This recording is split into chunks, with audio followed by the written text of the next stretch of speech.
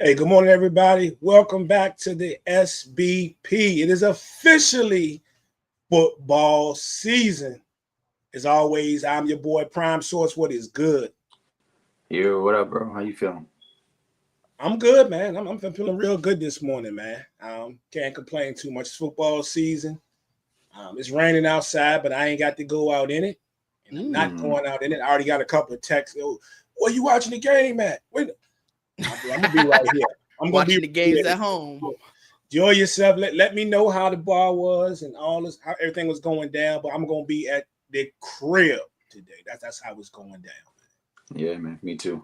Daughter's coming over. We're gonna have Red Zone Sunday.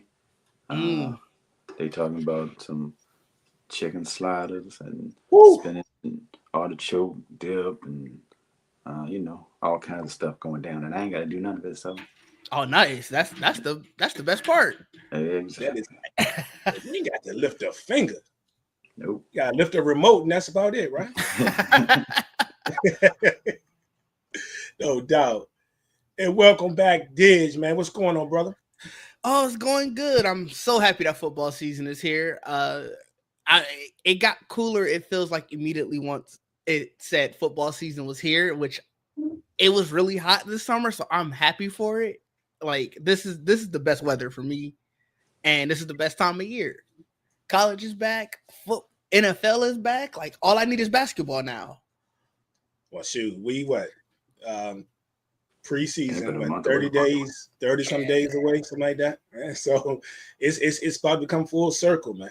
For that time of year when you got everything going on, right? Football on both levels. Basketball is coming back. Baseball is still in there. Right. Oh, and it's the best time of the year for baseball. Baseball playoffs is that's the time. Well, it ain't gonna be the best time for me this year because we ain't making the playoffs. That's fair. Yeah, so it's not gonna be the best time for me. But I'm being a baseball fan. I'm still here for it. So it's gonna be what it's gonna be. And the WNBA, don't be slacking. Oh, no doubt. No their doubt. playoffs start this. Well, season ends this Friday. Sunday, right? Because it's on the 14th of the last. Or is that when the playoffs start? It's within this week. Yeah, so there's a lot of exciting things going on there. So thank you so much for that one. So and we in the SPP, we love the ladies and we love the WNBA. So that's going to be really exciting, man. And also see how this MVP race is going to shake out too. So that's going to be real. It's getting real greasy over there. Joel, what's good, my man? What up? Nothing. Man. Yeah, I'm here. I made it. A little late.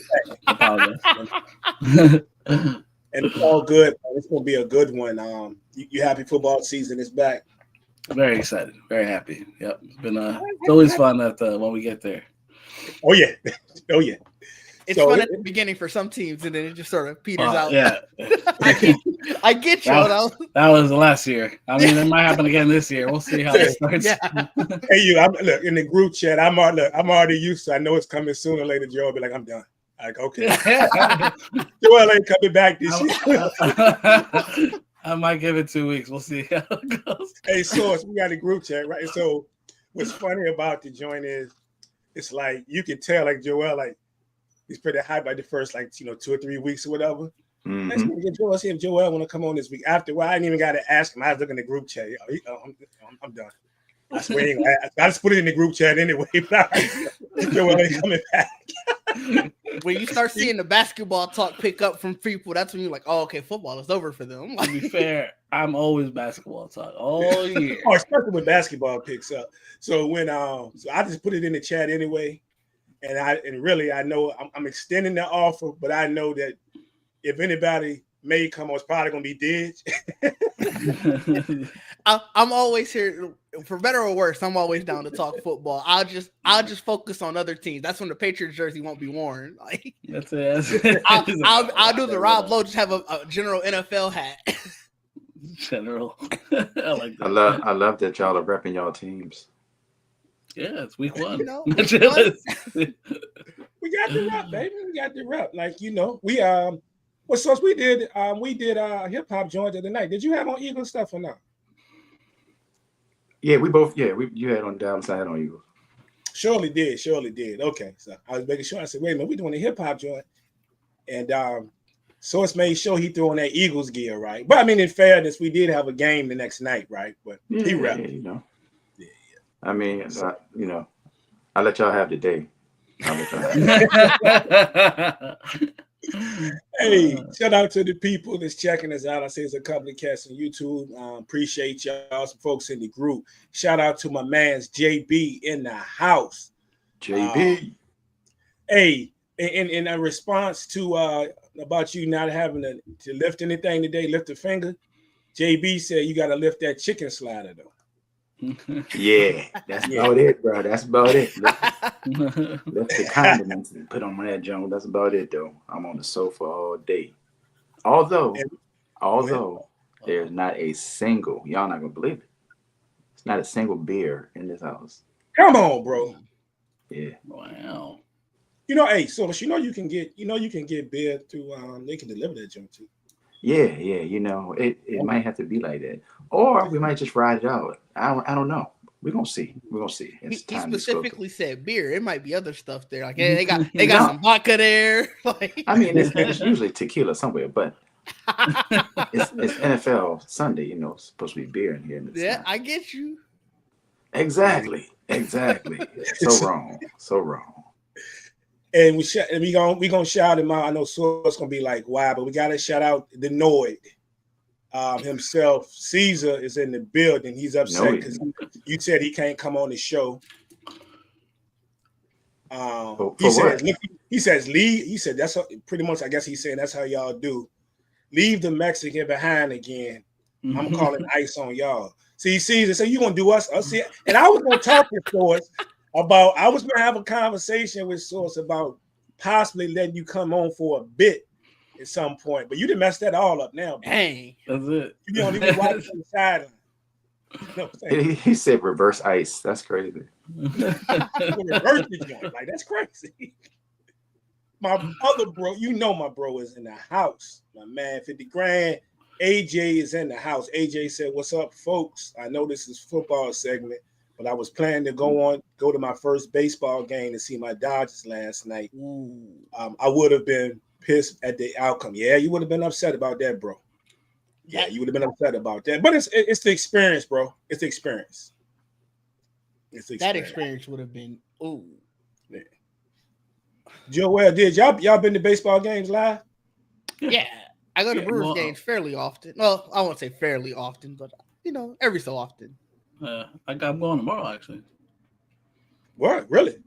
Yeah, I mean, it's not because it's a work thing, but still, they have tickets, so I'm gonna go. So it's Phillies, Mets. So nice. Oh, nice. Hey, listen, do not take a baseball from a child.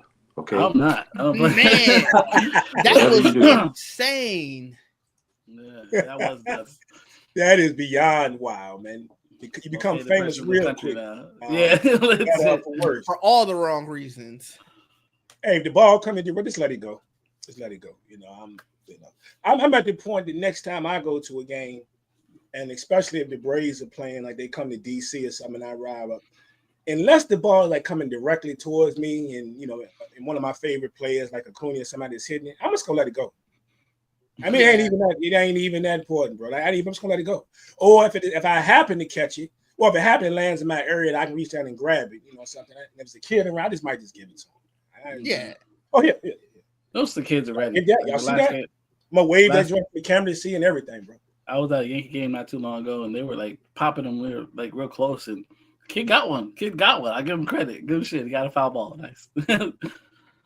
Good. I say the one time, and it wasn't because I was trying to be nice, but it was one time I went. This was a few years ago, just before Freddie Freeman left the Braves, the Braves and we signed him. And I was sitting there with a nice one of them. I think I paid like $15 for a beer. It was Devil's Backbone, and I was eating some nachos. Right there, that was probably another $15. That's been about $30 between the two. And I'm sitting there.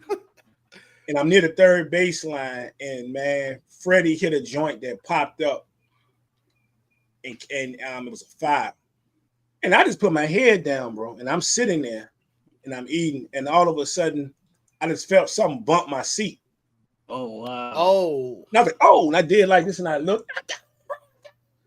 And some guy just puts his hand on my shoulder. So I turned around. I didn't realize that the ball landed literally like pretty much, I guess it was like almost over top of me. Right. Kid behind me caught it. And so I just started celebrating with him. One, that I didn't get hit, and two, he was brave. He was brave. And then he gets his homeboy to run down, that was beside him, to run down like a seat in front of us. Excuse me. He was like, I would take a picture. Get the picture, bro. Get in the pictures. I'm like, all right. So I get the bill, top of me and take the picture. And I'm like, okay, cool. I don't know these guys. I don't even know what state they're from. Like, you know what I'm saying? I don't even know what planet, but I met some new friends for about 3 hours that day. So Nice. Yeah. That's fun. Yeah, man. But hey, it's football season, man. As we mentioned. Oh no, man! No, I gotta get these out. My bad. Get them out. I was muted. I'm over here like blah blah blah blah blah. No, nothing's happening. All right, real quick. 2, 1, right before Kelsey went to college, so it's like 8 years ago. 8 years ago, local joint at the Squirrels joint. We ended up in the front row down the baseline, down on the Braves side. First base side. I said the Braves, the Squirrels. Formerly the Braves. Somebody laced the joint down the first baseline, foul. Ooh. I'm like, oh, I can reach that joint. It kept coming. Listen, it sounds like I'm overstating it. That joint was hard. He hit that joint hard. It was moving, bouncing. Dog, you would have thought I had a glove on. I just stuck my hand down, and that joint came straight to my hand. I pulled my hand up. The crowd went wild. It was crazy. I wish I had video. of it because it was that crazy. I need somebody to see it, but it's up here. But on a bad note, I think the first time we went to Nationals and Dodgers, like maybe 2019, somewhere around there, when the lights went out during the game. I think that next day, I got mossed by a white man. Oh, not for a baseball. Not for a baseball. It was for maybe a shirt. It was even me. Worse. Oh, it was me. And no, worse is they were in the row in front of me, so they're a step down. Right. So, this black guy, me in the next row. White guy's way over here. They throwing out stuff, whatever it is. They shoot when it goes directly where we are, but it's high. We all jump. Dude comes over, jumps in front of me, and snatches that jump. Now, he was like 6'4". Fair. That don't even matter. It don't even matter. The fact is, it happened. I saw that go down in the WNBA game one time at the Mystics, when the Mystics and the Liberty played. And I was like, man, they got there shooting the joints out with the gun or whatever. Yeah, man, I thought it was going to be a fight out that joint, man. So I just made sure I kept a tight grip on my beer and just kept looking to my left and make sure it won't spill my way over some T-shirts. I said, golly, I mean, the Mystics the most generous team out there. They give you free stuff. Right. So, like, and you out here fighting over stuff they shooting out of the gun. It's crazy. Yeah, no, fans get crazy over anything freely thrown into the stands. It's a battlefield. No doubt. My man Juwan has entered the building. What's going on, bro? What's going on? How you guys doing? His name is crazy. Y'all see his name? Yeah, I mean, that sounds like somebody who has CD Lamb on a fantasy team. It does sound like. Matter of fact, he does have CD Lamb on his fantasy team. Hey, Juwan, are you and I playing this week? Yeah. Ooh. Yeah. Ooh. Well, I mean, even though we're playing each other this week in our league, bro, I agree with you. I wish he would have caught. I bet you do. If that would have led to me taking the L this week, so be it. I mean, I'm all been with that. But I didn't even need a touchdown. Just the extra yards would have been great. I think you landed the only player maybe two players that in that draft that I did not get that I wanted. I told the fellas I screwed up. I got my times mixed up. So I had all my players for the draft in the queue that I wanted. I just did it anyway. I just do it anyway. Not because I thought I was going to be late. And I was off by about 30. I don't know what. 30 minutes, hour, whatever. By the time I look at the draft, it's over. I said, man, son of a. But then I looked, I was like, dang, I got like 95% of the people that I put in the queue. But I did have CD, but I guess I couldn't get, both of the receivers. But one was, just in case. But it is what it is. No, funny enough, I didn't draft my draft at all. I just got back from vacation draft night. I forgot to tell Didge that I was on vacation. So that would have been no. I would have moved it tonight. Finish the flex. Finish the flex. Fun to wake up and see what I had. So finish the flex and tell us where you were. I went to Miami. Look at this. That is definitely a flex. Look at this. That's no flex. It's Miami. It's no you're on South Beach. I get you. Oh yeah, Caesar. There's more people in here not named Caesar. Yeah, you'll be okay. Juwan, where your Patriots gear at, man? Take your victory, man. Take your victory and be happy. All look good the other night. That's the time to do it. Me too, Juwan. Me too. No. Hey, Caesar, you're gonna have to work that out with Source. Look, bro. This is a. He and I work together. I don't make no decisions without him. So that's between you and him. Y'all figure that out. But hey, Caesar, I'm thinking you might not see it. You might not see the screen this season, bro. If some cervezas end up on my porch between now and 8 p.m., we can there you go. We can reopen negotiations. Caesar, you heard it from me, And don't hit me in the inbox talking about he said it was cool, because I'm going to ask him, right? So I'm just saying. So you can get me jammed up talking about Source said it was cool, and I bring you on, and we got a problem. Me and Source don't have problems. We don't have problems. So don't get me caught up in that mess. That's funny.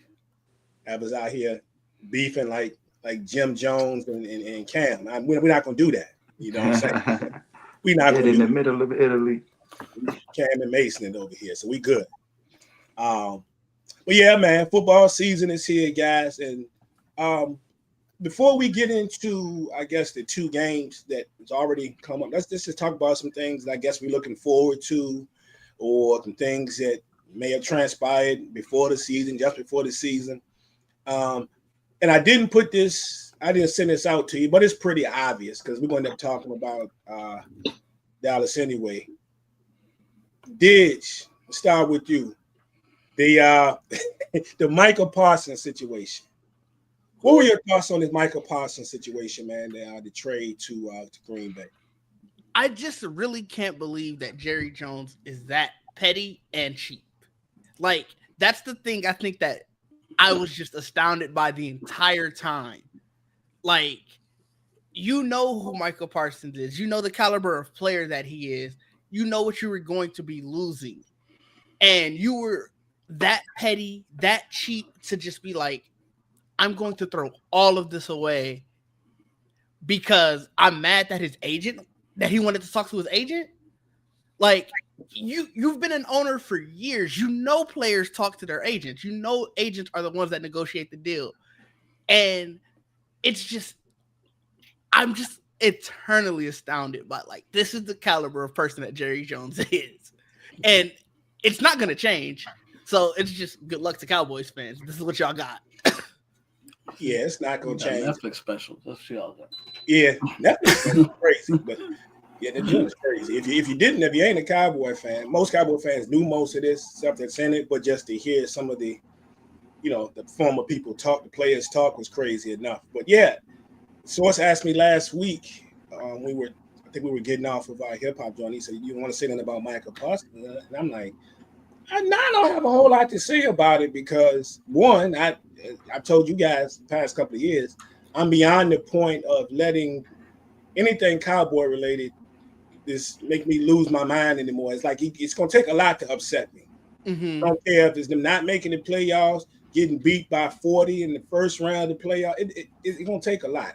I've accepted, Jerry Jones, his foolishness. I've accepted the fact that it took people a billion years to understand that I knew what I was talking about when it came to the quarterback situation. I'm cool. And I didn't expect, did I want to keep Michael Parsons? No, sure. Did I lose my mind when it happened? No, I'm not. if I had a problem with anything, it was just the way it went down. Mm-hmm. But I wasn't going crazy because again, it's Jerry Jones we talking about, man. It's Jerry Jones, man. So, you know, it is what it is. Source, what was your thoughts, man? I know you don't care. I don't at all. That's exactly what I was going to say. I don't care one way or the other. But I bet you was gonna care if Philly would have landed him, though, because you saw the reports came out that they checked in. I mean, yeah, but we got Smith from Detroit now, so you know, not the same thing, obviously, but not bad. I'm surprised. Yeah, it is what it is. Was he gonna make it through the season? Who knows? Who knows his health situation? We'll see how the season progresses. I feel it was just a nice splash for Dallas fans to go crazy about. And, it probably made Jerry Jones more money. And that's what it's about. Juwan, what your thoughts? I had two quick thoughts. First one was I felt horrible that you've had to spend all this time with Jerry Jones and all that time with James Dolan. I don't think you deserve that as a person, Brian. I appreciate you, man. It's real in these streets, man. Yeah, I don't think that's real. Hey, that's a chosen struggle. When teams are selected, I don't think this was in mind that he'd have to go through this kind of torture. And the other one is actually different than kind of how most people are approaching it, and this is exactly why I don't have any problems with players having the kind of power that they have, is that at any given point, look, owners can just have hissy fits and just ship away players for essentially nothing. So this is exactly why I think it's completely fair for players to try to have the power to just say, I don't want to be here. I want to go. And I think it should be just as respected as this is. So to me, this is more looked at as being stupid as opposed to, you know, not being fair to Micah and stuff like that. Like, I don't see anyone taking that angle. It's just more so, it was a stupid trade, more so than anything. Yeah, I agree. Joel. I guess, considering. Are you good that he had a division, huh? Yeah, it's in this. At least not in the division. When they got him out of the division, I'm happy about it. That was the first take I got from it was that I don't have to worry about him anymore. At least not directly. You know, he's still in the conference though. So I still probably got to get through him at the end of the day. But you know, I guess I'm not that shocked by it. I thought maybe there would be a chance that there'd be a resolution, considering that's he's such a big part of that defense, and like you don't want to lose that. And I thought, Jerry Jones, figure something out. And he fucking traded to Green Bay. He traded within the conference. I mean, it's like that's crazy. I mean, they literally just played them like last year for that, and it's like, all right. I mean, whatever. I like Micah a lot. I have high hopes for that. I think that will work out for them. Now, I think he's hurt. Well, not hurt, but I think he's like not going to go 100% today because of some type of nagging injury that he has. But I think overall, for the Green Bay Packers, I love it. For the Cowboys, I kind of feel bad for Dallas as a whole because you had to live through losing Luka and Micah Parsons in the same year. That sucks. It's rough in Dallas. It's crazy rough in Dallas right now. Oh my God! They got Cooper Flag out of the Luka. I mean, that was the one, I guess, but that's still like an unknown property. But I don't know. But still, like the same year, you have two like major players go, and I'm not gonna say it's on the same level because it's not. But I remember the year we lost. KP or Porzingis, and you know what I'm talking about. And what's his name? I can't remember his name. Our receiver in the Giants. Oh, Odell. That same year, we lost him the same year. Now, it's not on the same level, so I can't imagine how sad I was that year for us. I can't imagine how bad it is for Dallas. Like, that has to hurt because these were, like, main pillars, like, superstar players. They were just, like, all-star players for us. At least, sir, losing Odell hurt. You lost Saquon Barkley. You know how it feels. What are you talking about? I ignore him. I don't know who he is. We let him go. It was very different. We didn't trade him away, which makes it worse, honestly. Yeah, right. But yeah, I've learned to numb that out. So that's gone. He's moved on. I'm happy for him. No, I'm not. But he's over there for the good. Enemy, cool. My point is, I'm talking about the same year we lost 2 of our major players. So being a Dallas fan, I can imagine that. I mean, suicide watch. It's like, wow. Man, Dallas sports is crazy. I think the thing about the Micah thing, man, before we move on, for me was just shows you how big. If you didn't know that Jerry was a shrewd businessman and ego-driven, money-driven, you really knew after or were reminded after their press conference, because the next day he and Steven had a press conference. So I'm listening to the press conference, and they go on to say, so this whole time, remember, Jerry's telling the fans, don't worry about it. I wouldn't lose sleep over it. I'm not thinking about this. Pretty much saying he's going to be a Dallas Cowboy. They're not even thinking about it. He's not worried about it. They trade him. The next day you find out that, oh, yeah, we had conversations. We were talking about this back in the spring. Steven and and this. And then I'm like, you sitting there telling the fan base, don't worry. You know what I'm saying? There ain't even a thought about it. Now you're going to tell the truth. Like he's acting like it's business-like, but we find out he's really saying, I really was having these conversations because I can do that. You know what I'm saying? They're having these conversations beforehand, way before this even came out. So there was always the possibility that he was going to be moved. And they always had the number that they wanted. And then we couldn't find out, too, when Jerry was telling us what the number was that they were going to give him. And at that time, it was a great number. And Micah comes back and say, you know what, season's about to start. Let me come back here. We might can work something out, this, that, and the third or whatever. And you and Steven sit and tell him, man, no, you pay on that 5th year. Like, you know what I'm saying? You play on the 5th year. We're going to talk about it later. Your intentions all along was probably to trade him. Yeah. And that's what it was. So what does that say to the players that are on your team? What does that say to players that would potentially think about coming to the Dallas Cowboys? You know what I'm saying? And then what does it say to your fan base? They don't care. They're going to keep spending money. I'm not. But they're going to keep spending money. Yeah. Jerry's a liar. Liar. Didn't they just pay somebody? Yeah, didn't they pay Deron Bland. Yeah. Who looked good the other night, but I'm just saying you can sign Micah, but you paid Deron Bland, and they're talking about possibly paying a couple of other people. So I don't know, man. I mean, but yeah. I really do think it was the like I said, whatever deal that he felt that they had with Micah. I really do think when he got upset when Micah was like, well, I need my agent to look over this to make sure this is in my best interest, that he was like, oh, well, I don't care. I'm done with you. Like you said, that was probably the day he was like, well, we're going to string this along how far we can and eventually just cut that trade.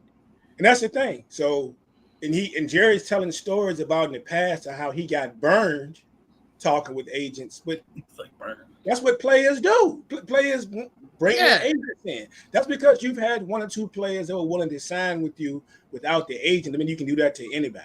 Just anybody. Again, the message that's being sent is crazy. Mm-hmm. I don't know. I just kind of feel like the bigger story isn't that he was traded. The bigger story is that you traded him and you couldn't get anything else of better value out of that trade. That to me, it seems like the bigger, because to me, it's like players get traded all the time. It's not necessarily always the smartest, but it's like you couldn't get anything else. Yeah, out I of agree. Two first and what was it? 2 first-round picks to me don't really do First and much. Kenny Clark. Those are probably. There's a good chance. Juwan's right though, because it's a good chance. A good chance. Those could be. You can't flip them. Those could be later round. Late first round. He round first, yeah. Yeah. Now, I was shocked. and you might find a way to flip something down the line. I mean, they were talking about. Well, we're not saying we won't use anything to make us better this year, but it's towards this could play out into next season or whatever the situation may be. So you don't know. Now, if they land somebody or they hit the jackpot or they package some picks and things and move down and get somebody they want, then we're looking at this trade, in a year or 2 or whenever differently, right? But for now, there are no guarantees. Those picks could be 30 and 31. You know what I'm saying? So yeah, I was gonna say even on that thing, like even if they package somebody, they get someone, but the Packers go on a run and they win 3 or 4 Super Bowls over the course of the lifetime of Micah's rest of the years, and Dallas is still getting to divisional round conference championship. Bingo. No matter what, if you hit on a player, it's still going to be, look what you get out of the franchise. Indeed. Still. Yeah, we're going to always be in the back seat. Always going to be in the back seat. As far as the rest of the league, guys, is there anything of note that you guys are looking forward to? Joel, we'll start with you this year, outside of that doesn't have anything to do with your squad, the Giants. Is anything you're curious about, any player, any situation, something you're looking forward to seeing? I mean, I'm looking forward to seeing how Micah Parsons fits on the Packers. That's what I want to see if that works out. I like it. I like Green Bay last year. You add Micah to that, I'm like, yeah, might be pretty good. I mean, we'll see what happens. Like, I like a good situation for him for sure. I think definitely a good situation. That's what I mean. So, like, that's probably the thing after the trade, that was the one thing that stood out to me. I'm like, I like Green Bay now. I mean, shit. That's probably my spotlight right now. See how Micah Parsons fit in Green Bay. Will it work out? I think it will. But we'll see. Shit can happen. Indeed. Juwan. Honestly, the biggest thing I'm paying attention to, and I know you said that doesn't have anything to do with my team, but yeah. I hope down the line it has something to do with my team. I'm paying attention to Cincinnati because you can go another season where you're average and you're paying that many people that much goddamn money. Something's got to give, and when it's time to give, I want Jamar Chase to know he has a home in Boston, So, but no, all jokes aside, that team, they got to figure something out because you spent a lot of money on your receivers, your quarterback. I don't know if they paid Burrow yet, but obviously if not, that's I think Burrow got paid first. Like, I'm pretty sure he was the first. Chase, then you just paid your other receiver. Higgins got paid, and then Hendrickson got paid. So for me, it's like all those positions aren't offensive line. Your biggest problem, offensive line. So it's like I kind of see this team doing the same thing it did last year because of that offensive line issue. So that's my biggest storyline to look out for, because I'll say this. If healthy and protected, that should be the team to be looked at as probably the favorite to come out of the AFC. They have everything minus an offensive line. So if they can patch that up, I think that's probably the storyline there. Yeah, I think a situation whereas they may have to outscore. I mean, of course, you got to score more points than the other team, but I think they'll have to be one of the highest, if not the highest scoring team in the league this year offensively. We'll probably, and I'm talking about, unless their defense really steps up, right. Man, I mean, we might be seeing some games they may have to go out here and win, 38-35 some weeks. You see what I'm saying? And not that they can't do it. I mean, they can put up more. It's nothing, but I think there may be a situation that Cincinnati, on a lot of weeks, are going to have to put up that 35 plus. That's fair. Source, anything non-Eagle related that you got your eye on, or things you got your eye on this season? I was actually going to mention Cincinnati as well, but Javon already took care of that. So I'll say Detroit and how they bounce back from being the considered favorite for a lot of people coming out of the NFC to running into that buzzsaw that they ran into in the playoffs and going out early, even though, they had all the injuries, but nobody cared about any of that. They were at the crib and they were expected to win. So let's see how they bounce back from that. And, that should be fun. No doubt. Did I was going to pick the Packers, funny enough. I remember the day of the Micah trade. With that, the day of the Micah trade, I was talking to my dad right before it got announced. So we were just talking football, and then I was like, yeah, Packers got Micah for, and just name the trade terms. And I guess he didn't pay attention to the fact that I was literally reading it off to him.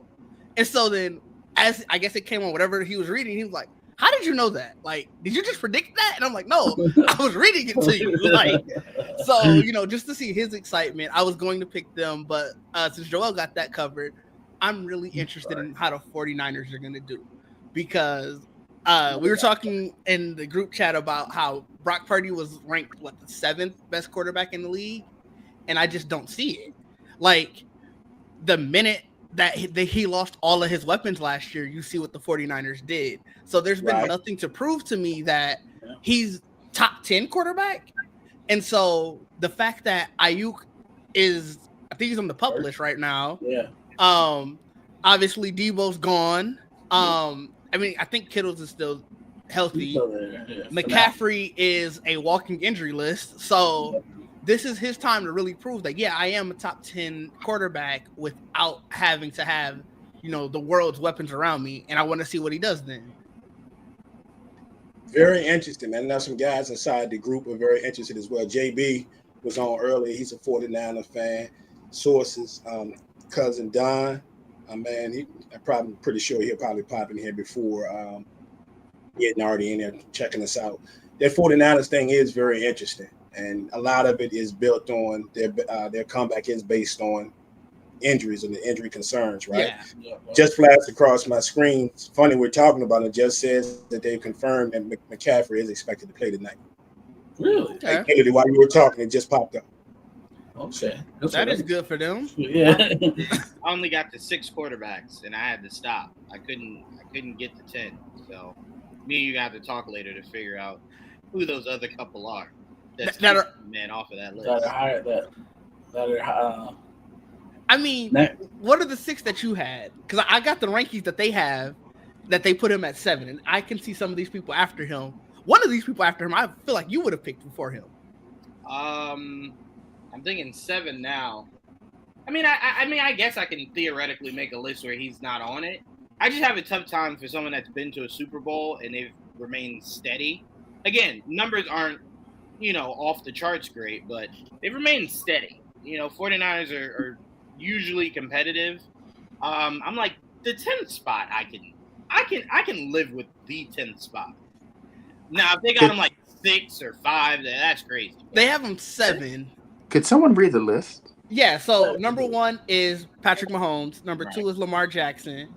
3 is Burrow. 4 is Josh Allen. 5 is Jalen Hurts. 6 is Jaden Daniels. 7 is Brock Purdy. 8 is Baker Mayfield. As a Baker hater, I'd put Baker over Brock Purdy. I'd put Baker. I agree with you. Okay. Justin Herbert is 9. I'm putting Herbert over Brock Purdy. Jared Goff is 10. I don't know. I'm not high on Jared Goff. Yes, Jared Goff. What? Yes. You said Baker Mayfield, but not Jared Goff. Jared Goff, I think he's too up and down for me. What did Jared Goff do? 10 is fine. 10 is perfectly fine. I'm talking players who I'm going to move up ahead of Brock Purdy. I feel like they are very much the same type of player. Where I'm not saying you're going to win me a game as a quarterback. All I need you to do is not lose me the game as a quarterback. Well, the Jared Goff hate is crazy. I don't think it's hate. Jared Goff definitely deserves a spot here. But here's why, if you're telling me it's between Purdy and Baker, I think they're interchangeable to me. I think you can, to a degree, say the same thing about Baker. Because we saw what Baker looked like with talent in Cleveland, and he struggled, right? And then it's like he's on the Buccaneers now. Let the Buccaneers have to go, and I think they win a couple of games last year. Let the Buccaneers go 5-6 weeks with no Mike Evans. Is Baker still in that list for you all season? I've seen Baker win. Again, you hype Baker to the moon, and so I have to try to bring you down to earth a lot of times. And there are too many times where I try to bring you down to earth, and then Baker does something amazing, and I'm just like, well, cool. Hey, what did? Like, all right. Hey, did. Open. Now, I'm sure you're going to remind me of this. So I don't know if I should say it in case things go enough, but I know you're going to remind me of this in the chat. But I'm going to roll a little bit with you honest. I think Baker, I think I'll put it this way. I would say this season, if they can get and stay healthy, I can see them. Let's say Mike Evans misses a game or two. I can still see them winning some games. Though. I think Baker. I actually think Baker is good enough with what they have on that outside now, especially this year. Mm-hmm. I think they could be a problem. And that's my thing. Baker can win you games. Brock Purdy, when he doesn't have his weapons, I haven't seen him win me games. And that's where I'm putting him over him. I don't know. The injuries were I'm like what you did. insurmountable. Like talent wise, it's like that's a lot. You know what I'm saying? For anyone to try to overcome, that's a lot. But at the same time, and you know what? I'm going to flip back now. I am putting Jared Goff over him because they had injuries that were insurmountable, and he won them games. That was also really good defense, though. It was. But he also, you still needed an offense. So I am flipping that back. You were right, Source. That was a little hate before. I am flipping that back. So now that is 4 quarterbacks that I'm putting over him. Okay. So it's like I said, I'm not even saying that he's bottom half of the league or whatever. I just thought 6 was too high. Oh, 7. I agree. That's why I said 7. Yeah, right, 7. That's what I said. 10. I think this becomes it becomes a conversation for me, probably when you get to, I would say 8. Mm-hmm. Right. I think it becomes a conversation. You know, we can say that about a lot of these guys about what they do and something they have or don't have their guys.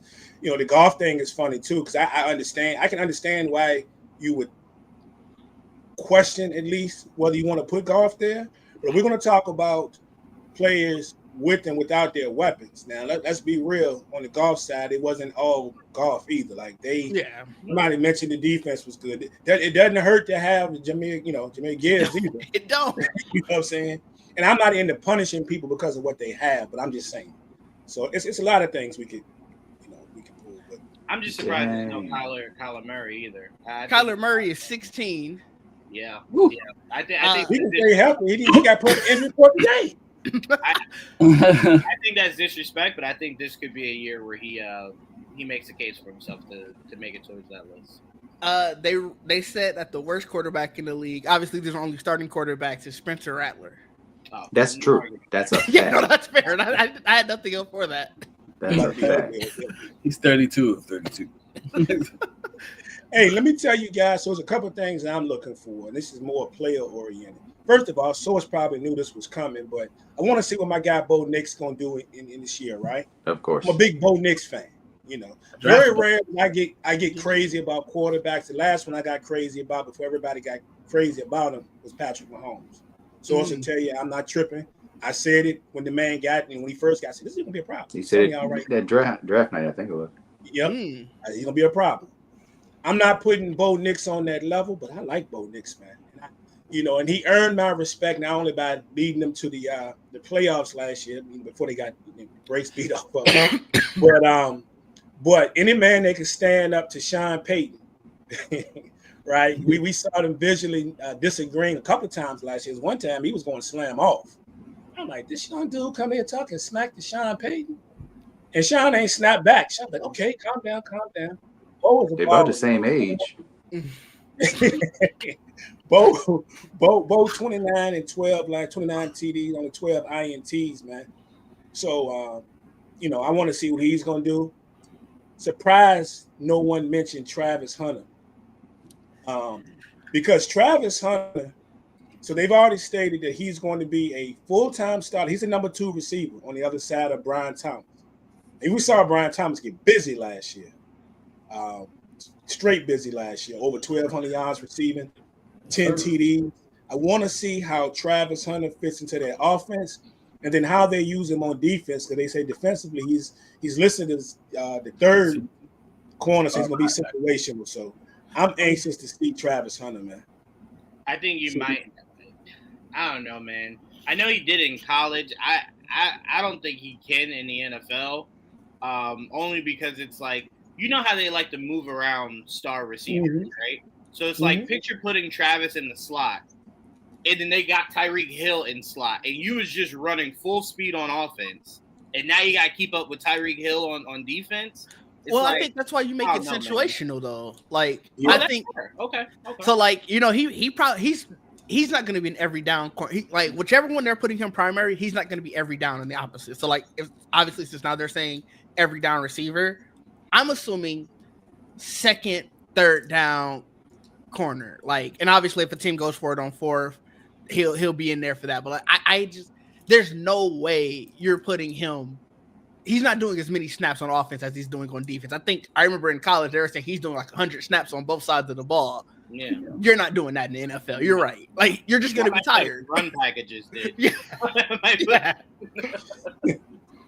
Some short run packages. That's it. Like, unless his conditioning is crazy. If his conditioning is crazy, then he might. But I think you're right. Like, that's too much to expect.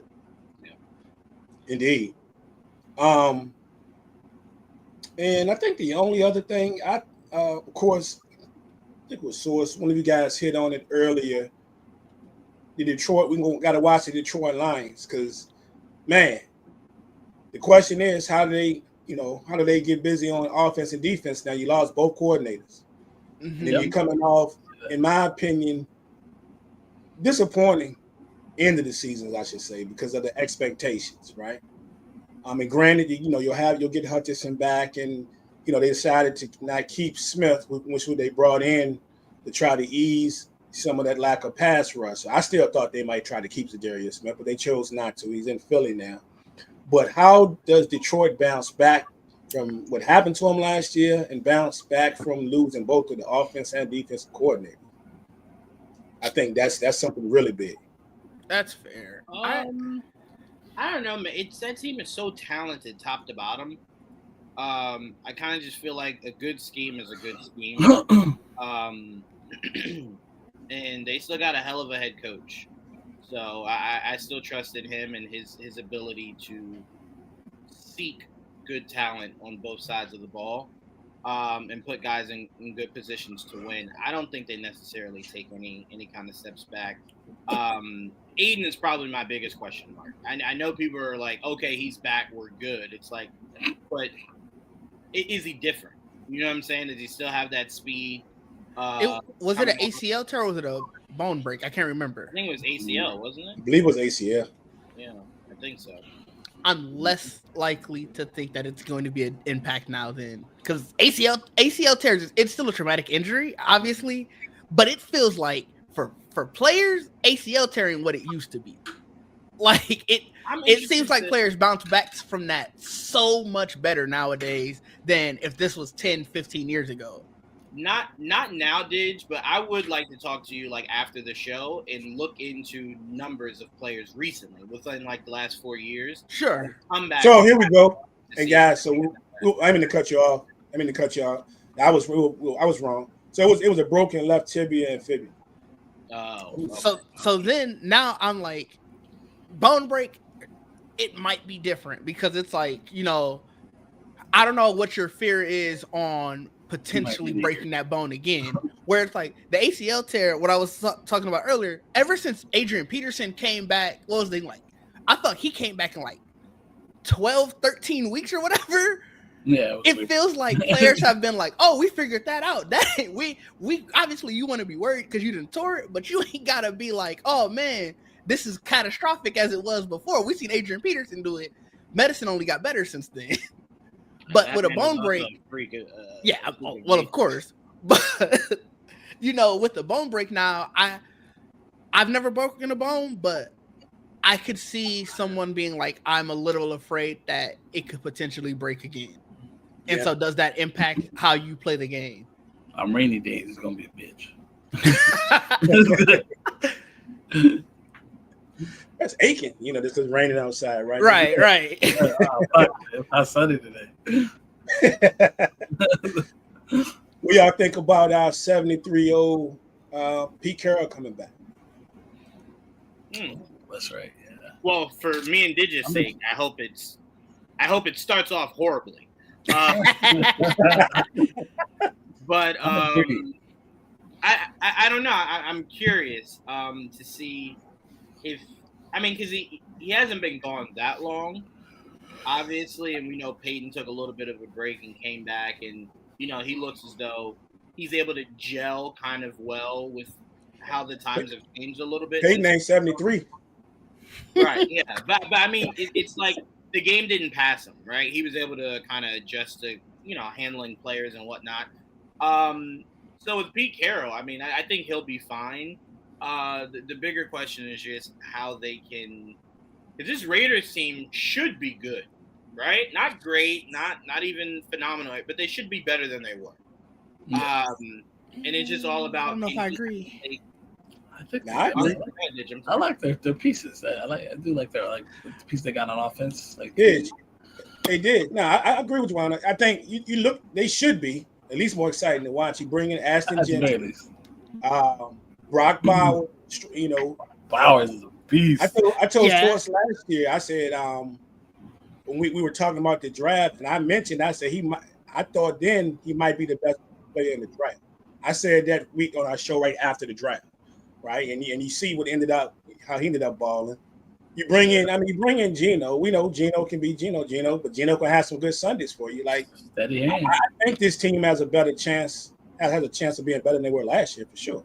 Okay, yeah, no, I'll give you that, yeah, for sure. But I think the nature of their division, like, and I know it's on the docket to talk about the Chargers and Chiefs later, but I don't think either of those teams are going to be any worse than they were last year. Right. The Broncos are probably only going to take they're only going to take a step better. Like that defense is insane, and I think they drafted somebody who is going to make that defense even better. So it's just, I guess when you say they're going to be better than last year, yeah, I agree with that. But I don't see them making the playoffs just in the nature of the division that they play. I see what you're saying. Did I just said good, man? That's what I'm saying. I think I situated good with like, going to the playoffs, and I'm like, ooh, they is in the AFC West, man. A source. Can your man's Pete Carroll, can he make a difference over there? Nope.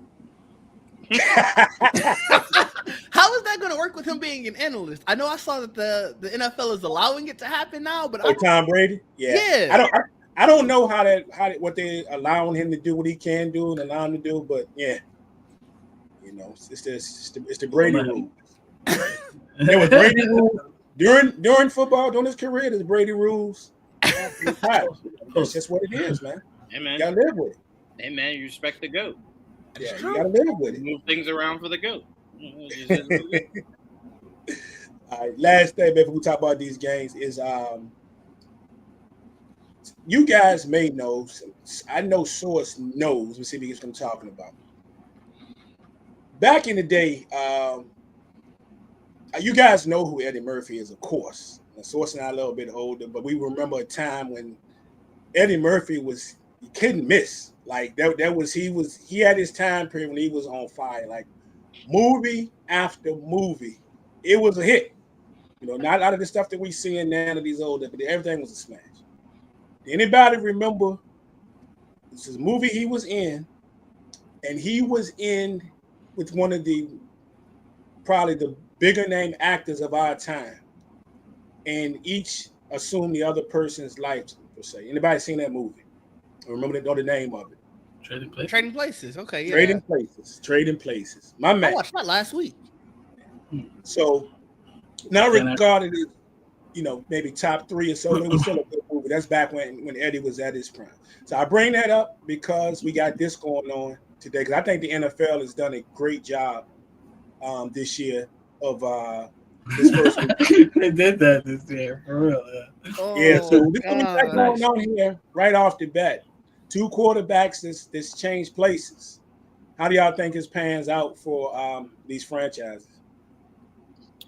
I'll say this. I know it's easy to look at what Rodgers did. Obviously the injury year, not playing, and then last year kind of being rough.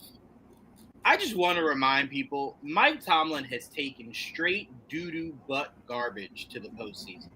So I'm like, I feel like if there's any juice left in Aaron Rodgers, Mike Tomlin is the guy that can get it and can at least make the postseason again. Now, I don't think they're going to necessarily go all the way or anything or be a legit threat, but postseason is the worst that team could probably do. And as far as the Jets, I don't know, man. The Jets are just always usually run poorly, so there's no reason for me to believe this will make it any better. But, I mean, the talent is there for the Jets. It's just a very competitive division. I don't see how you make your way out of that said division, but Who knows? Maybe they make a case for wild card. I doubt it. But, maybe. But Pittsburgh, I think this can be good. Not great, so it won't be a success story, but it won't be a failure. So, what you think, man? About Aaron Rodgers I think Juwan made a good point about Mike Tomlin with Rodgers in Pennsylvania. I was about to say Philly. I had to flip it up. Yeah, Pittsburgh. My bad. Yeah, as long as he can be steady. If he can be steady, then they'll be fine and they'll be in the mix. That's a tough division to be in, regardless. Though, like it's gonna be brutal trying to find a spot because Cincinnati's gonna be better record-wise. Baltimore ain't going nowhere, so there's that. So it's gonna be tough sledding as far as that. And with the Jets are the Jets. I don't think it matters who the quarterback is at this point.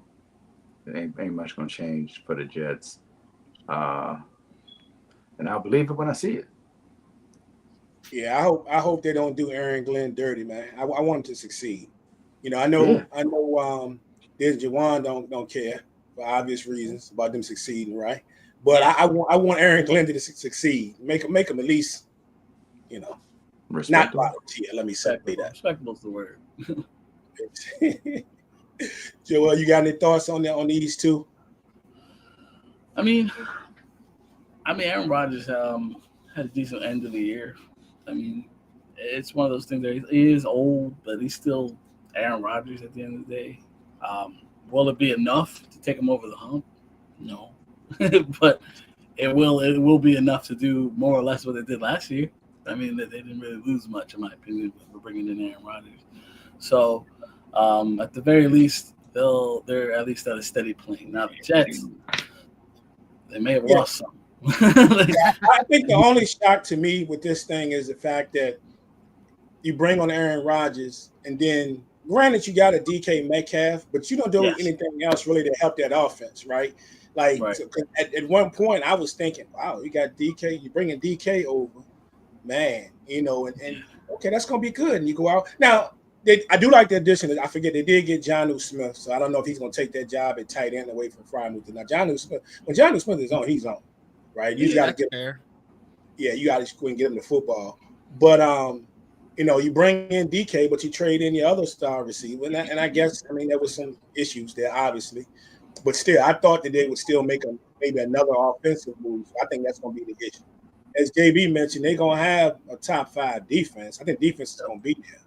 Got a potential defensive player of the year there, but they're brought in Ramsey too. Man. Yeah, you have the Ramsey thing. That's definitely. I didn't think about it. That's definitely a plus, man. Mm-hmm. Ramsey's still balling. Y'all, we spitting all these other corners out there, but shoot, look at Ramsey last year. Quietly had one of his best seasons. Like he was locking down. So it'll be interesting. Did you got any final thoughts on this trading places? The Jets, I don't really care about, to be honest. They could go for what if they go last year? 5-11, 5-12? They could go 5-12 again this year for all I care. The Steelers, they're gonna go 9-8. That seems to be like the consistent, death taxes, and the Steelers going 9-8. So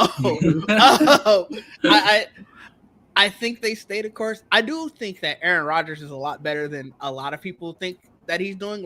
Like Joel was saying, he had a great second half of the year. And even if you look at his numbers for the year overall, his numbers were good. It's just the Jets are bad. So I don't think that he's going to hurt the Steelers at all. The Steelers defense is definitely top 5 in the league. I do agree with that.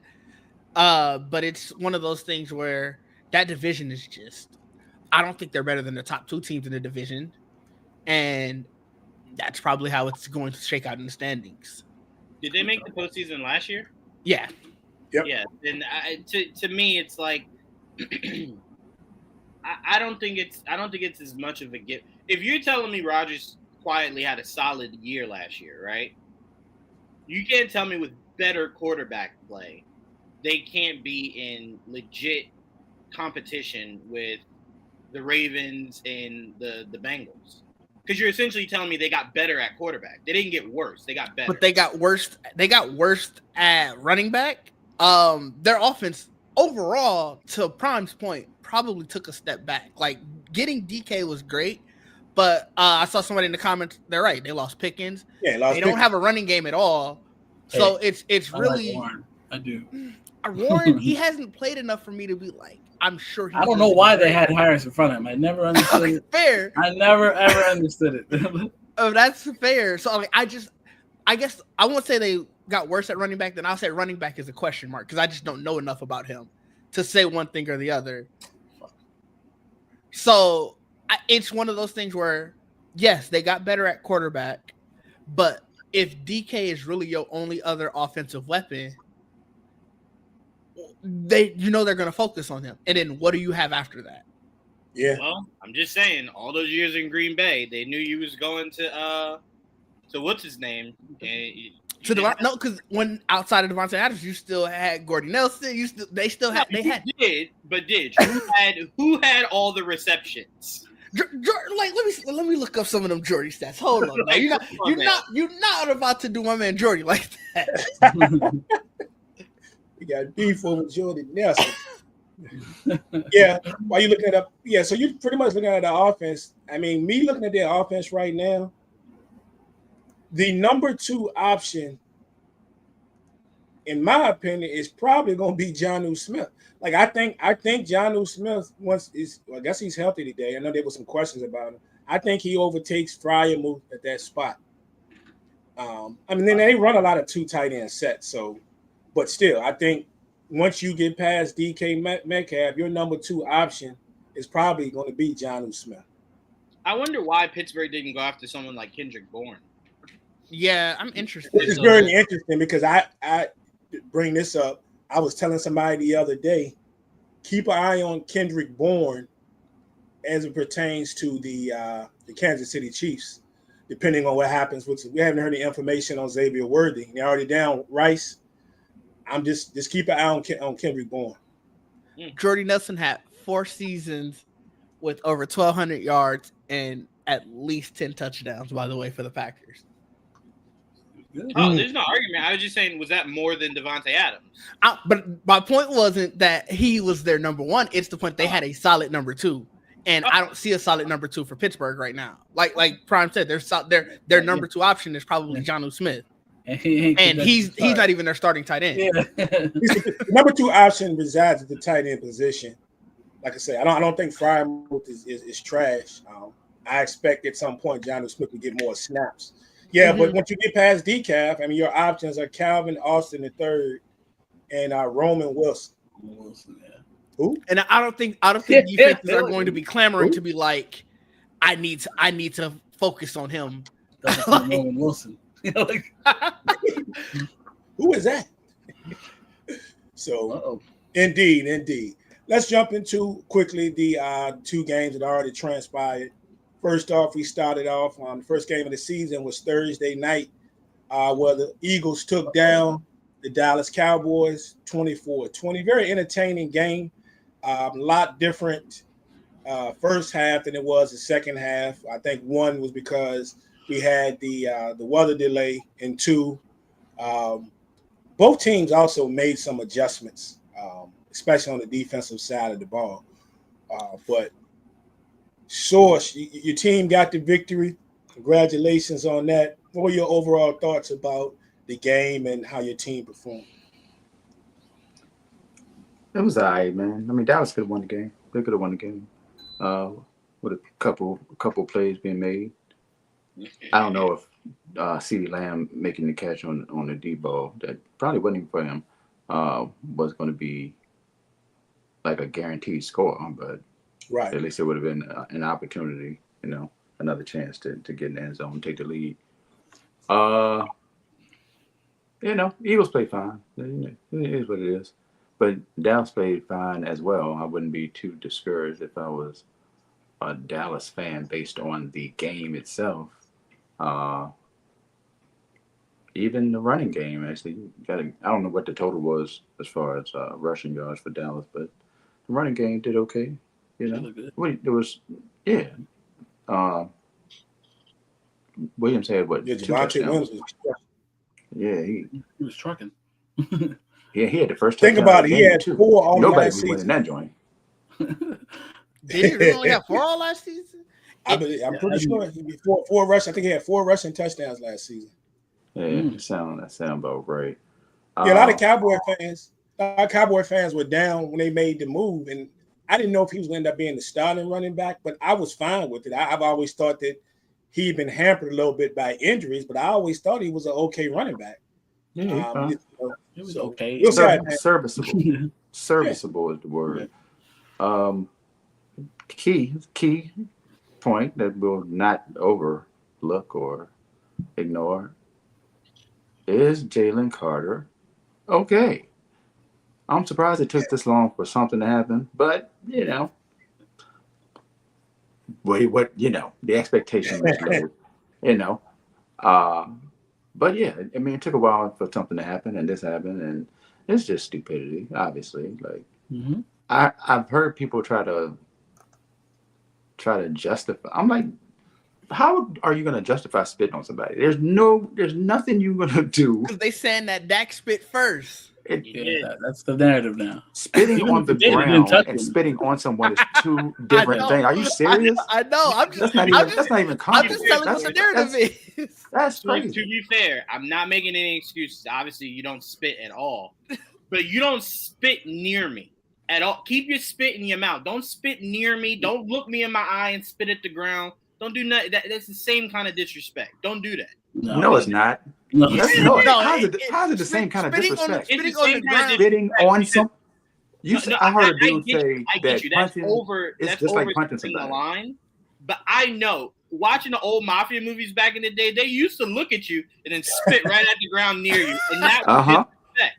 So I'm saying it was meant to be disrespectful. Oh yeah, for sure. Be mad that I returned it tenfold. You know what I'm saying? I'm just saying, don't do it. Don't do it. That's all I'm saying. Don't spit. So if Jalen Carter spit on the ground and Dak spit on Jalen Carter, you'd be like, well, yeah, it's the same thing. You're inviting disrespect, and once you disrespect someone, you then can't dictate how they respond to it. That's all. This is not the block, bro. This is football. You're on a football field. You're on a football field. This is the block. At the end of the day, you return the disrespect, man. What do you? If it's a fight and you smack me in my face and I punch you, yeah, it's a football game. You haven't played a play, and you spit on a black man, another black man. You spit on him. Like, I don't care what y'all say about spitting on the ground. Comparing spitting on the ground to spitting on somebody is stupid. I don't care who says it. That's stupid. Hey, so and that's me saying it to whoever. You know what's crazy about it is and so you're right as far as folks trying to justify it. You know, I know people talk trash about fan bases, and I know they talk about the Knicks fan bases and they talk about the Cowboys fan bases. Of course, you know, I'm a fan of 2 teams that's got some of the most notable fan bases out there. But that when I be telling y'all that Philly different, bruh. I'm looking at a lot of this stuff on Twitter, man, and these Philly fans, them justifying that is off the charts.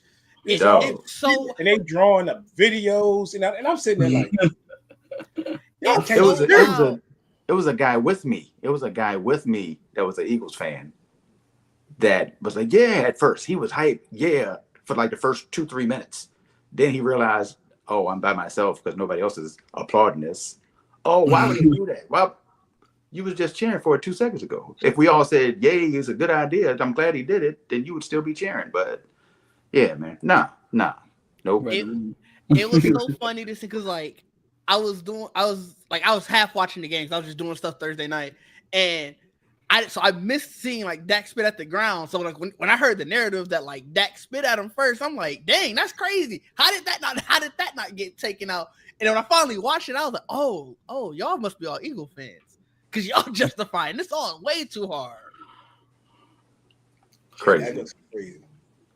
Yeah, it was crazy. Nevertheless, man, my thoughts on it. The whole game itself is that so it's mentioned Cowboy fans shouldn't be been out of shape about it, and they definitely should. All things considered, you coming in there basically, a new coach, a lot of new offensive pieces, questions about the offensive line, especially Tyler Guyton, who was trash last year. He held up pretty well. Now, I know things been a little different if Carter might have been in there, but overall, they played well. Defensively, couldn't stop the run at all early. They made some adjustments in the second half. I'm like, they actually made some adjustments. And they pretty much stifled the Eagles' rushing attack in the second half. A lot of positives. And the biggest thing for me was we talk about the corners. Deron Bland just got paid. They were talking about Diggs might not play till week 3 or 4. They put him in there. They held between Smith and A.J. Brown. They held him to 4 catches for like 24 yards. So A.J. Brown got 1 target. I was so mad. You go back and watch the game. A lot of Jalen's success was like, man, they got his fools locked down. But there's that lane. And Jalen did his thing. I got it for fantasy, Juwan. He can leave, sure. But think of the bigger picture. The more he gets less targets, the more he can come home where he wants to be. All right, fair. I'll take it. I ended up in that league. I ended up with not picking. I ended up with Jalen Hurts. So that's crazy. Running quarterback, 2 touchdowns. 2 touchdowns. Positive. Anybody else got any thoughts on that game? Just really quickly, I think depending on how this game goes today between Washington and the Giants, I think it's starting to shape up as probably one of the more competitive divisions in all of football. Because I think what was shown was that, again, it's just one game, but it showed that Dallas is not as weak without Micah as everyone was making it seem like. And it does seem like the Eagles have now made it a little bit even keel for that division, as opposed to announcing themselves head over heels better than everyone else in the division. So I think it kind of just showcased that division might be a little bit open this year, as opposed to coming in thinking it's just the Eagles to lose again. You say that the Cowboys didn't look as bad without Micah, but that pass rush was non-existent. You say that, and it was, what was the score? Like what, 27-20? Or well, that's more so on that the Eagles defense didn't come up to play. Trust me, another thing that I'm not happy about. Because I mean, pass rush. But they didn't have a pass rush, so it's the thing that Micah was going to affect the most. It was evident that his presence not being there hurt, because there was at one point where it was like, are they going to get any passes? Are they going to get anything remotely pressuring Hurts? And like I said, I didn't get a chance to watch the game fully, so like maybe I missed some instances. Maybe every instance that I didn't watch was the instance they finally got to him. But you didn't. Everything I saw, you got to this. I'll say this, Didge. I'll say this. Remember how we were just saying that there wasn't that many targets to like A.J. Brown and whatnot? I'm going to keep a close eye on Dallas's next game. Because if the corners can keep receivers in check like that, right, somebody in that front line can get through at any given point if you're on lockdown. You know what I'm saying? So it wasn't that big of a deal. Right.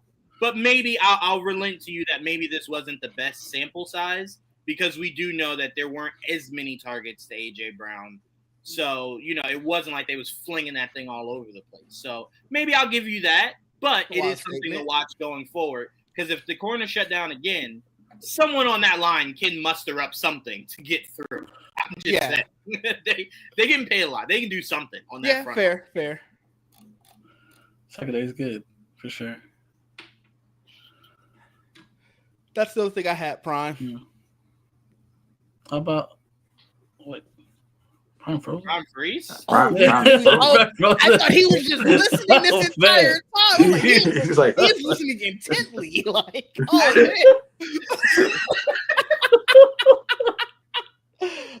That's a nice shot right there. You gotta screenshot that. That's crazy.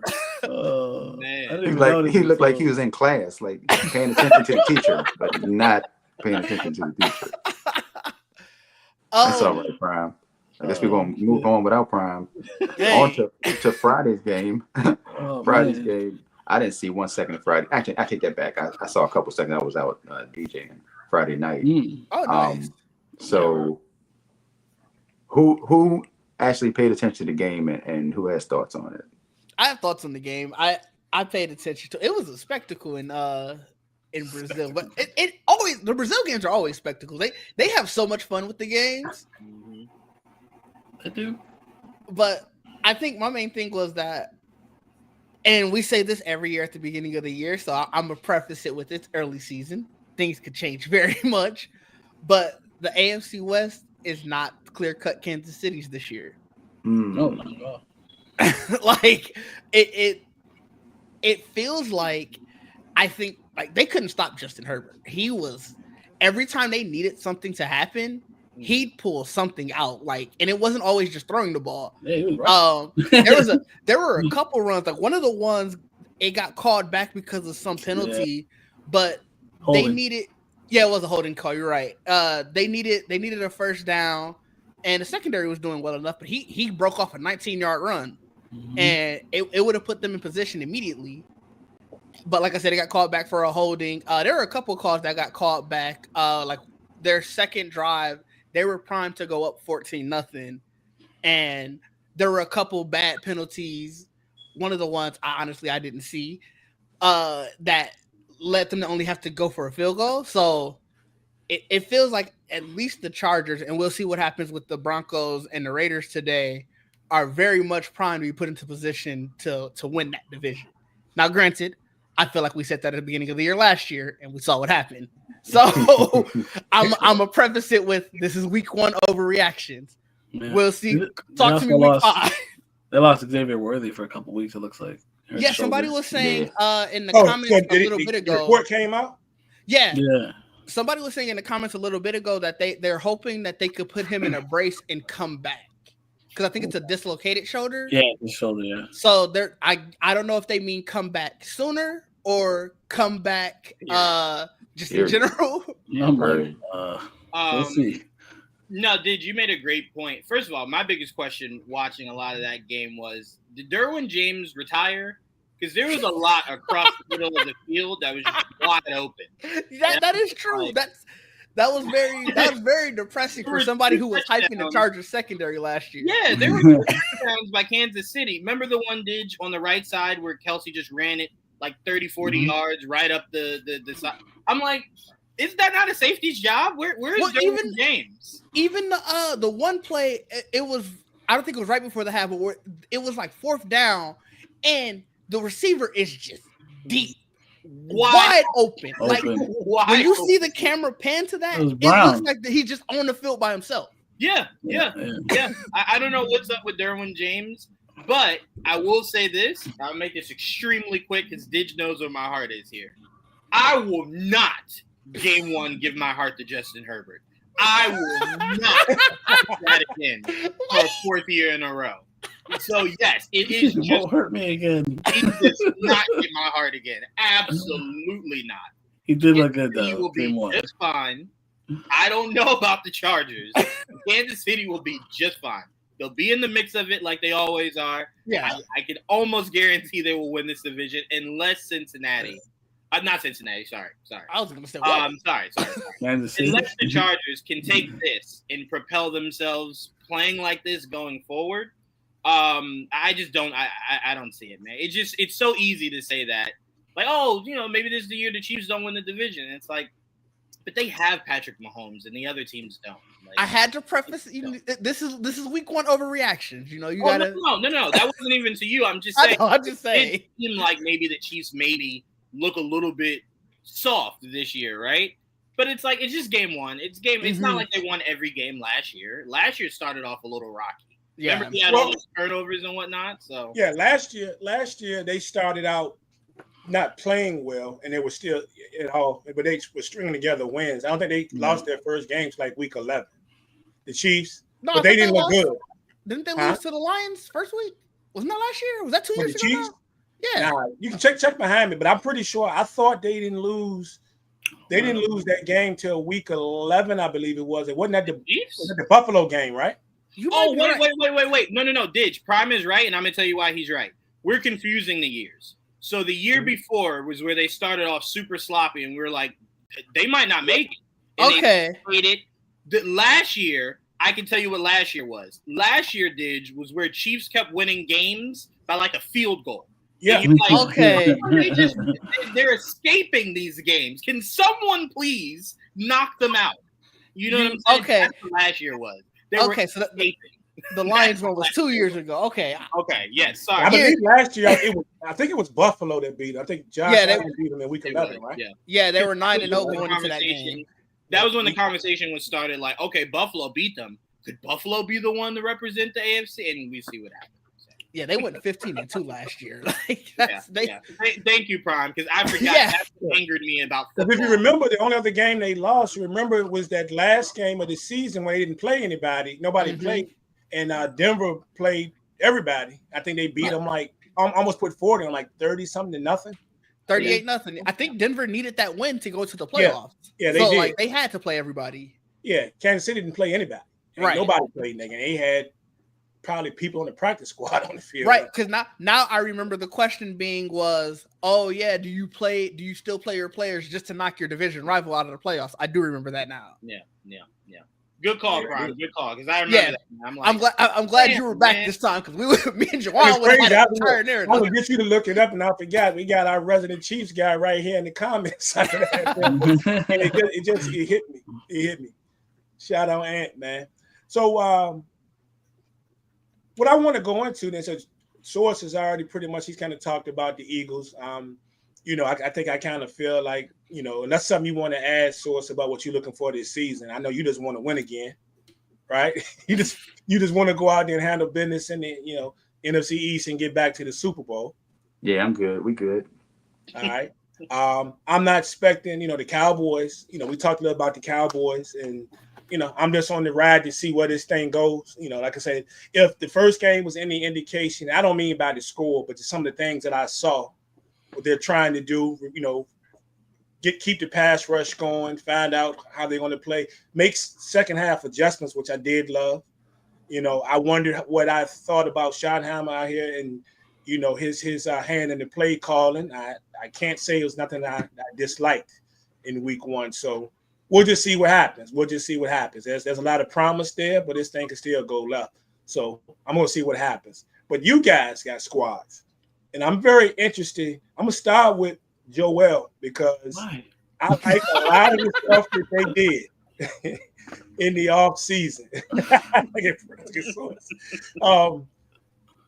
What do you think about your Giants this year, man? What is your prediction, expectations? What are you hoping to see for the New York Giants, man? Progress, man. I just want to see progress. It's just been a tough couple of years. So, like, right now, it's like I liked what I've seen. I like the preseason. I even liked the offseason. Draft was fun. We ended up drafting Abdul Carter and Jackson Dart. Jackson Dart has looked good. So, like, we'll see if considering how I feel like the season will go, we'll probably see him at some point by the end of the year. But we got Russell Wilson leading the charge, and James. That quarterback room is interesting so far, having Jameis and Russ in there. I like it. I think our defense, our front seven. I mean, I like that. That looks good. Our secondary is improved. I don't know how much improved. We'll see, but I do like our additions, like having the Debo and Holland. But like, I think our team looks a lot better. Problem is, like, our schedule this year is really hard. So, like, starting with Washington. So if we look good against Washington, like, even if it's an L, I think I can see us doing okay. But the problem is, like, it's not going to be easy. Even if we are better, I can't say we're better enough to get through the schedule unscathed and with a winning record. So, as much as positive as positive I am on this year and with this team, I can't say this is our year, unfortunately. But I am excited. At least start the year. I want to see if the defense can hold up, and I want to see if our offense could actually fucking score. And so far, preseason showed that it could a little bit, but can they do it during actual games? We will see. We actually can throw long balls now. Who knew, right? I didn't know that was a thing for a long time. I didn't know that was a thing for a long time. So I'm excited to see what we can do. I'm with you guys. first of all, I want to see how this running back situation works. I like Tyrone Tracy. I like what I saw with him last year. So to see if he can build on, what he did and how they use Cam and Scatterbo. Right. Like, how are they going to use him? Is he going to be, situational to start off, or whatever? I think the dude is a baller, like straight baller.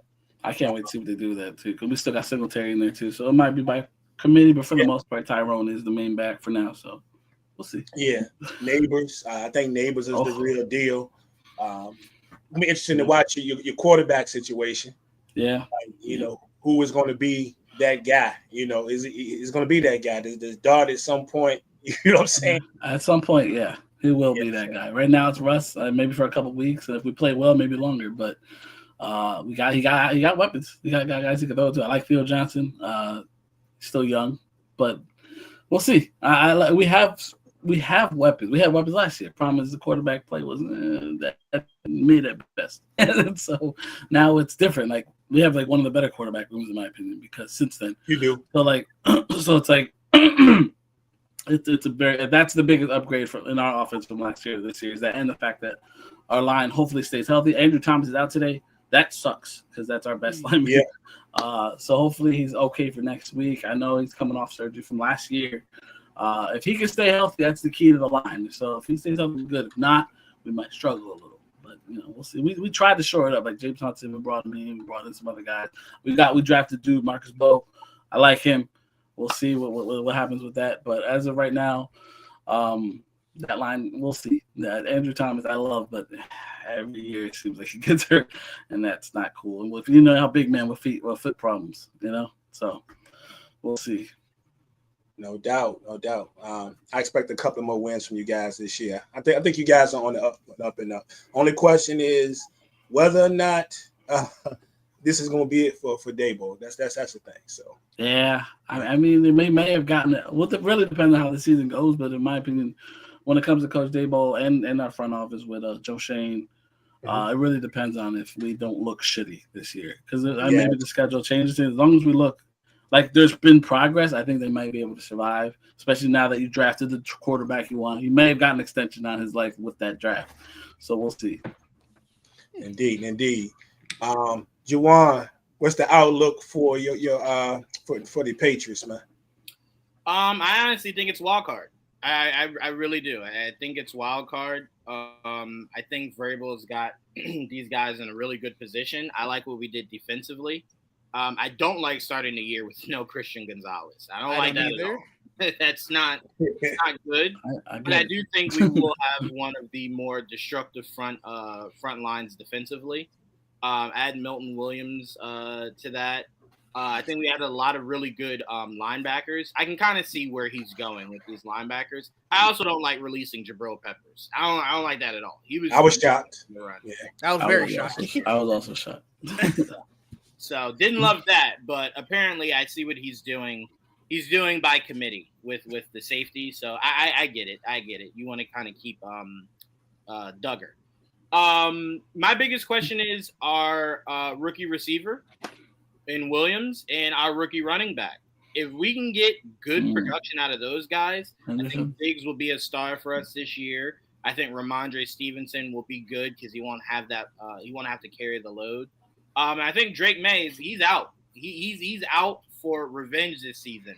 Not being able to start last year and having to come in with scraps and try to make something out of nothing. Now he has a legit squad around him. I think New England Patriots can definitely be in that wild card position this year. I agree. Diz, what you got? So my prediction doesn't seem as bold because Juwan said the same thing, but I do also think that we could be a wild card this year. A lot of for the same reasons that he was saying. I do think Ramondre Stevenson is going to be RB2 by the end of the year. Yeah. I'm very high on Travion Henderson, and Ramondre kind of fumbles too much. Like I know he had 6 rushing, and then he had another, I think, when he was technically receiving. So 7 fumbles is just too much. That's too many mistakes. And if I feel like the type of coach that Vrabel is, he's probably going to cut that losses very quickly. I think just our receiving core should theoretically be better. Obviously Diggs is coming off of an injury, but if he can just come back to just any like resemblance of previous form, that's going to be much better than the receiving core that we had. Like we haven't had anybody who is going to make defenses think twice on the receiving side for years. But also, keep in mind, receiver-wise, we have Keyshawn, we have Pop Doug, we have Williams, the rookie, we have we also have Henry, we also have Austin. But none of those players prior has made defenses think twice. I think the specter of Stephon Diggs could make them at least be like, okay, we know what he can do, and we need to think twice about that. To the comment about what the patch record would be, I'm saying 9-8 and you sneak into the wild card. The AFC is going to cannibalize themselves a lot this year, and we have a bottom three in terms of strength of schedule. Like we only played 5 playoff games from last year, and we have one of the easiest schedules in the league. So it's one of those things where we could win, and because all of the other top teams are cannibalizing the records, we sneak in with a 9-8 record. I'm not coming in and saying like, oh, we're about to go 12-5. Like, no. Yeah, I'm glad you pointed that out because I know somebody was going to question the fact about y'all saying is hoping to get a wild card, because I was looking at the schedule last night and I was like, I don't know how it's going to turn out, but that's not a terribly difficult schedule. Not a difficult schedule at all. And if we can catch the Bills in one, yeah. But also, I don't like this reality, Caesar, that we live in now. Where New England making the wild card is out of the realm of possibility. Like, you some trash ass organization. I don't like that. All right, I said wild card. I didn't say we was winning this division. Ain't Caesar a Chargers fan, right? Like, come on, man. I said the Chargers potentially would win that division. No. Time out. No. Caesar, I said I don't have faith in Herbert leading y'all where y'all need to go. I'm taking it back. I don't believe the Chargers going to win. They going 4th in the division now. Yeah, come on, man. I just said wild card. Damn, tell them the truth, man. Tell them the truth. Damn. I had the utmost faith in the Chargers. All I said was wild card. Like, I didn't say anything crazy. Dang. Yeah, indeed, man. I think things are definitely on the up and up for the Patriots, and that schedule. It's a very. It's a friendly schedule, and that's the biggest reason that I was like, I could feel wild card. Well, it's going to be interesting. Like I say, 2 straight with 4 and 13 seasons. I think I'm not going to disagree with you to say that you guys can make a run with it. I'm not going to say y'all going to get that wild card, but I see more than 4 wins for sure. I'm more confident. 9-8, I think, is the record. 9-8. I think we can secure 9 wins. Now, whether or not that is enough for the wild card, there's obviously a lot of other variables. I just want to let y'all know, because I've been working with this man for a minute. Y'all know Source writing this down, right? Oh, that's fine. that is perfectly fine. I ain't got to write this down. All we said was wild card. Right, we didn't say Super Bowl bound. We didn't say running the gauntlet. We just said wild card. That's all. I was just thinking. I like how positive y'all are going into the season. That's all I was thinking. I come into every. I think we have one of the easier schedules in the NFL this year. We are literally 30 or 32. Like only the Saints and the 49ers have easier schedules. The Giants have one of the hardest schedules this season. What are you talking about? What? All right, you're just trying to be hurtful. All right. Hey, can I say this real quick? Jesus. You can't tell me Caesar's going to send out receipts at the end of the year and his team is the Chargers, as if the Chargers have been gangbusters for the last 15, 20 years. We're not about to do that, okay? That's a little that was a Dallas Cowboy-esque move right there. That was a Dallas Cowboy-esque move. Jeez. I'm just saying. We was in the Super Bowl within the last 10 years. Is all I'm saying. Wow. And winning it, mind you. And winning it. Wow. So, just a little respect is all I'm asking for. Man, don't pay Caesar no mind. Let's do this. We got about 15 minutes, a little less than 15 minutes for kickoff. So we're going to do a couple of things. Y'all got we got 9 minutes. 9 minutes. We'll be looking at y'all at 1 p.m. When 1 o'clock. All right, so real quick, let's run through this. Quick thoughts on who be league MVP next year. Start what you did. I want Lamar. I think he should have been MVP last year. I still do think he should have been. So I think he comes back and gets it. There's a theme to that if we're going around. So Bo Nix. I'm just playing. Whoa. Lamar Jackson. I was gonna say, whoa. I'm like, whoa. And then Now. so it's gonna be like I told y'all. I mean, I was serious when I said it. Jawar, who the MVP? I gotta go with Joe Burrow. I'm not mad, and I knew you were gonna do that. I knew you were gonna do that. I like it. And I ain't mad at it. I ain't mad at it. Who you got? Who you got, Joel? Russell Wilson. You know me. Oh, no worry. We got a few. Look, we're not gonna pick no games this week, y'all. So don't worry about that. We'll get a feel of what everybody's looking like, and then I want to come out. We can worry about that later. But so yeah, you got a few minutes. So we say Joel. Actually, I was gonna throw out a crapshoot that was not as crazy as. Hold on, let me go back to your earlier ones just to see. If I know I have it right here. Okay, I went with Jordan Love. Hey, because I think Green Bay gonna be really good. I've seen that in a couple of things. I've seen that on the internet when they were talking about it. If Green Bay is good, and that it's gonna go to the quarterback as long as the quarterback is doing his thing. So I got Jordan Love. My oldest daughter would appreciate that. Hey. I don't know how I feel about it for real. So I'm just gonna put it out there, just because I just gonna be different, because I don't know how I feel about it. But it's time for Mahomes to get back in the MVP race. And this little stretch that they're dealing with now with these receivers and the situation they got going on is all the reason for everybody to doubt him. So I just put it out there. But I will say, and Juwan might appreciate this, if I had a long shot, I'll say it'd be Baker. I think Baker gonna ball. I'm just saying. I think Baker. No, Juwan. Hey, he can't put on Baker no more. He was hating on Baker earlier. I know, but still, you got Mike Evans. They get Godwin back and watch Egbuka, a wide receiver, one of the best picks in the draft. I know they're looking at him at the number 3 guy. He's gonna start the season number 2, and he might keep that number 2. I don't know, but I'm just telling you, watch that Tampa Bay offense. Defensive player of the year. Didge. I put Micah. I think he got a chip on his shoulder this year, and that Green Bay, their defense wasn't bad, and they got an edge rusher on the other side who defenses can't defenses can't ignore him and focus all their energy on Micah. So the fact that he's going to theoretically face less double teams than he would in Dallas, I think he balls out. Choice. Your favorite white man, TJ Watt. Yeah.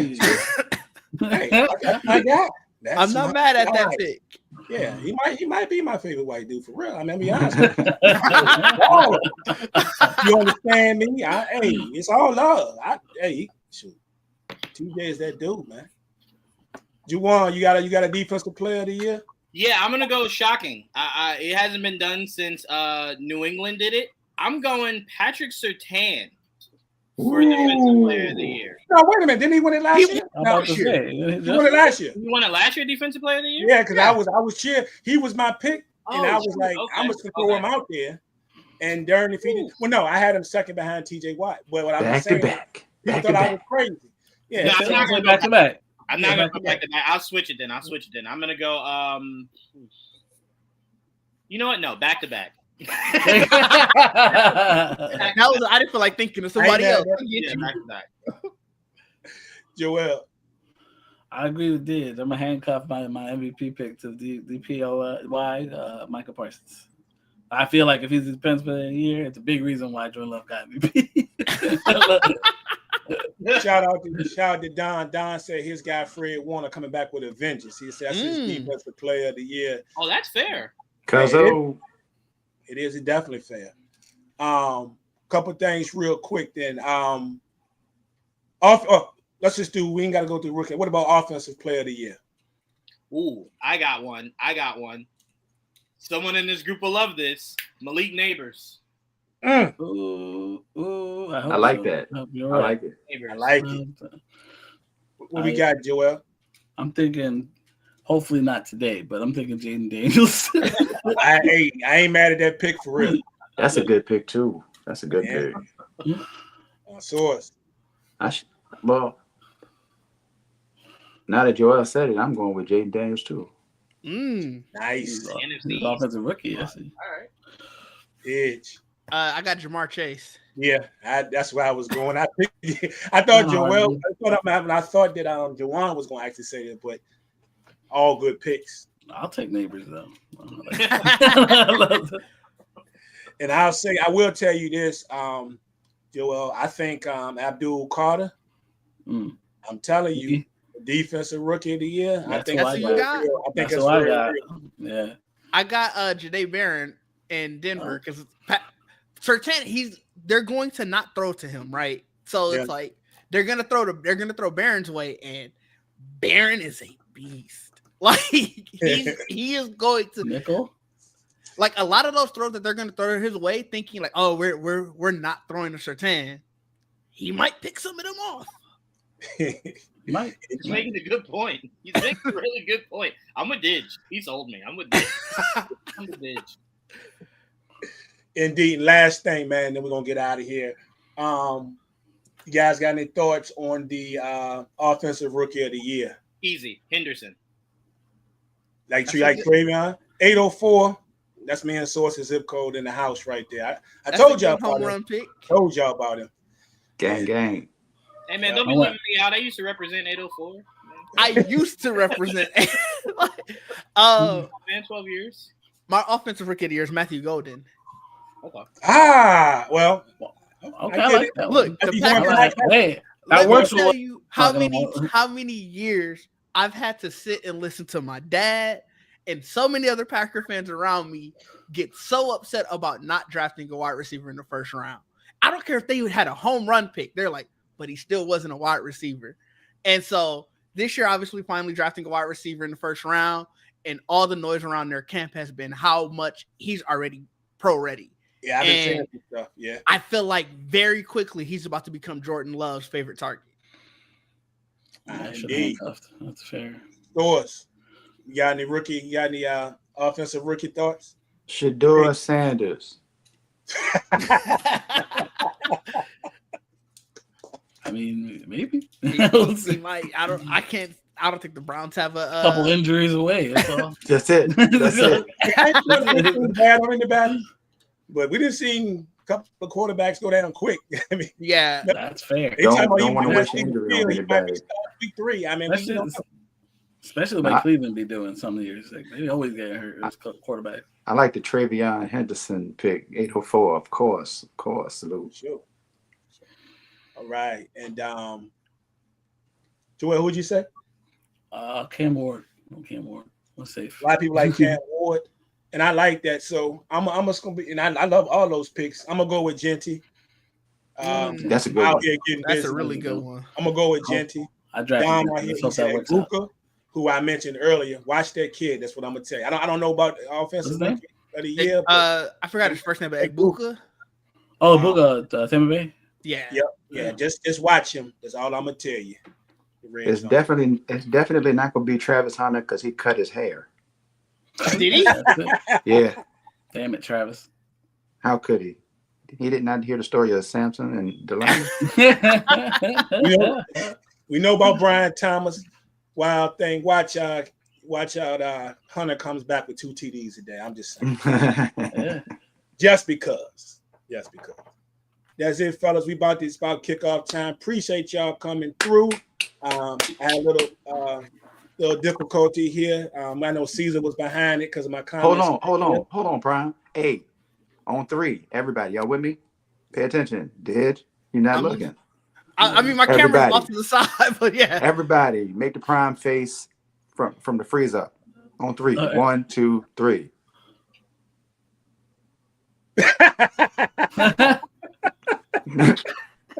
That's how you was looking for like 2 minutes. I thought you were listening. So intently. I was like, yeah, I'm done, though. I'm done. Nah, sabotage. Nah, man, I don't know what's going on. Internet acting crazy, storming over here. So it is what it is, man. But glad y'all kept it going. I appreciate y'all holding it down. and all that. And we'll see you guys again. Appreciate you stopping through. Good luck to all of your teams, especially since I don't have to play any of you today. So extra good luck to you, and y'all make it good. But we catch you on the next one. All right. Peace. Yo.